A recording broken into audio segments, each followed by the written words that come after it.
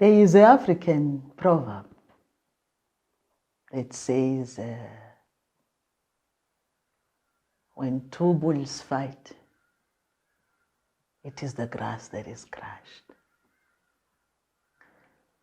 I grew up in this land that is famed for its minerals, Lingala music, good-hearted people. Growing up in Watsa territory, my father taught me to speak. Speak up, communicate, and hold my own in verbal exchanges. He and my mother ingrained in me a sense of justice, a sense of fairness, and a sense of compassion towards anybody in need. Now, while studying social sciences and history in Bunya, I developed an interest in journalism. After graduating in 1976, I worked for Radio Kandip as a journalist. This was a community radio station funded by the Belgian government. Being a journalist gave me access to local villages in a very, very, very intimate way. I started to realize that the women in the villages, they needed to be educated on maternal, on child health and nutrition. I became a very vital link to their access to human rights and also health information. Time and compassion earned me the trust of these women, and they start to call me Mama Julienne. Mama Julienne.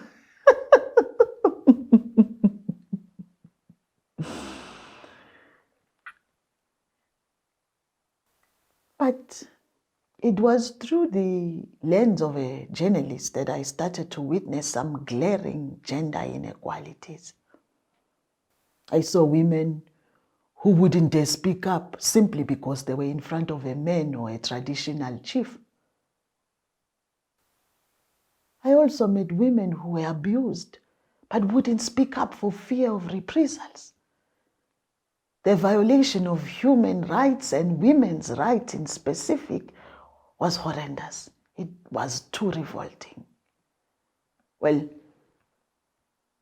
my environment, as created by my parents, nurtured and gave me the strength to speak, the strength and the confidence to stand up for what is right. But the cultural climate that these women found themselves in repressed them. Local customs were used and justified to steal the voices of these women. I knew without a shadow of doubt that my life's calling, or rather my life's work, was to promote and defend the rights of women. In 1986, Radio Kandip closed down due to lack of funds. But my colleagues and I, we were not deterred. We continued to work with no money, with no pay, because we understood that the rights of women or the issues of women were a matter of life and death. This truth became even more glaring in 1997, when the province of Ituri disintegrated. The fault lines between ethnic groups were intensified and exploited by warlords and community leaders.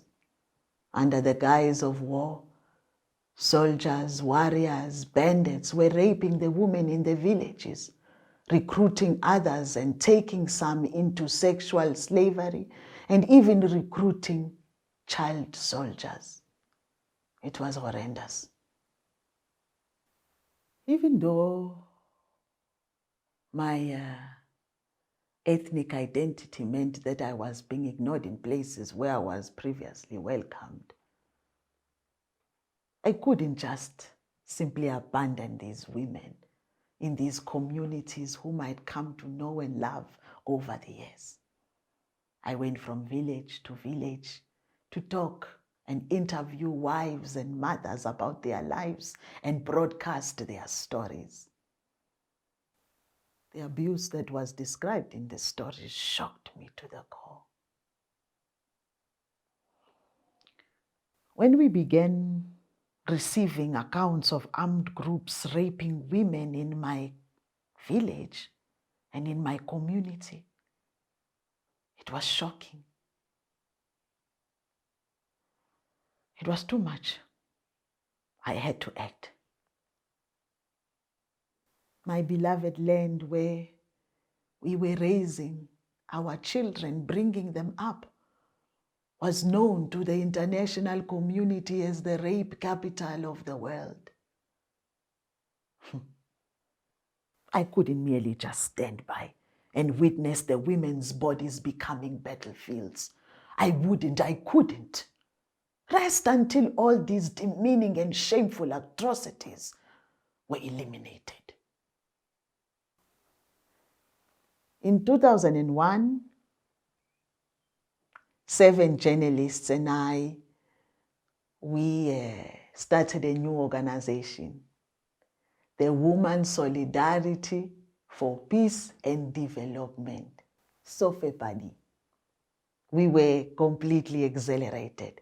Now we could make inroads and go to the survivors and help them.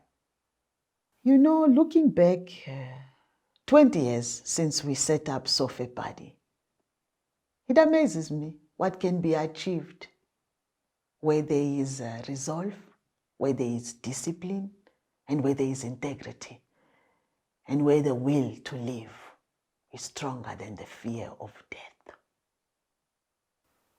It was and it still is hard to get the authorities at the national and international level to recognize the plight of the women and girls in my country.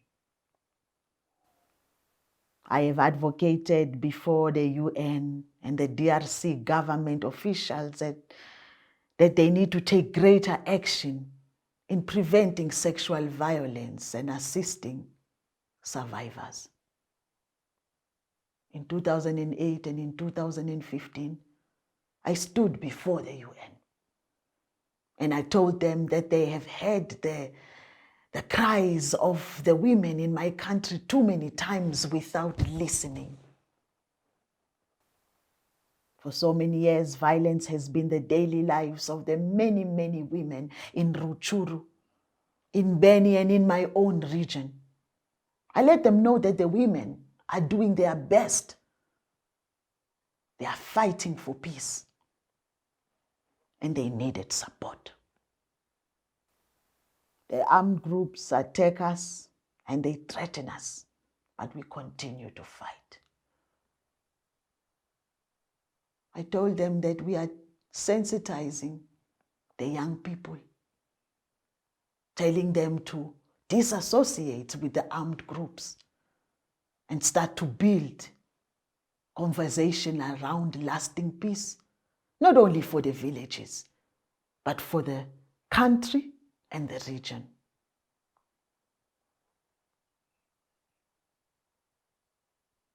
The destruction of the Congo has gone on for more than 20 years.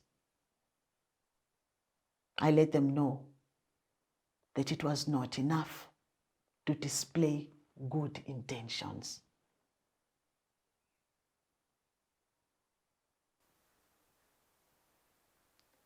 It is abnormal that our children should be born in war, grow up in war, and grow old in war.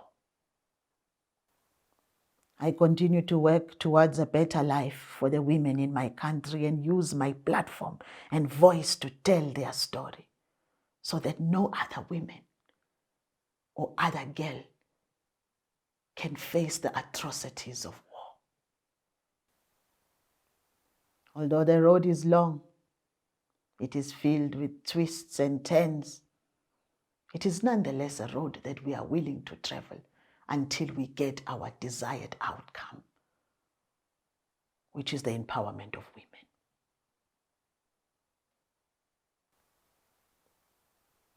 So this is important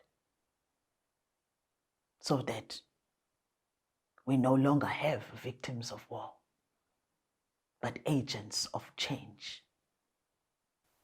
So that the country, my beloved country,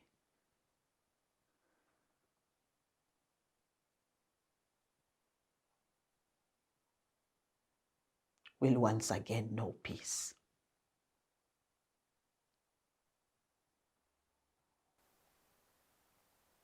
My name is Mama Julienne Lusenge'S, and this is my story.